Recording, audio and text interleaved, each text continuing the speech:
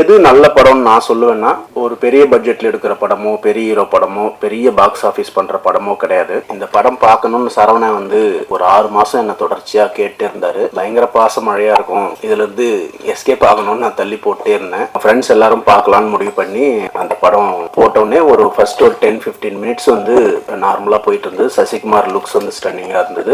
போ அந்த படத்துல வந்து வர சீன்ஸும் அதுல இருக்கிற பர்ஃபார்மன்ஸும் வந்து பயங்கர கனெக்டடா இருந்தது. பயங்கர அதிர்ச்சிகரமா இருந்தது பார்க்கறதுக்கு. எது நல்ல படம்னு நான் சொல்லுவேன்னா, ஒரு பெரிய பட்ஜெட்ல எடுக்கிற படமோ, பெரிய ஹீரோ படமோ, பெரிய பாக்ஸ் ஆஃபீஸ் பண்ற படமோ கிடையாது. ஒரு ஹியூமனை வந்து பெட்டர் ஹியூமன் பீயிங்கா மாத்த முயற்சி பண்ற படங்கள் தான் நல்ல படங்கள் நான் சொல்லுவேன். நந்தன் வந்து நம்மள பெட்டர் ஹியூமன் பீயிங்கா மாத்த முயற்சி பண்ணது.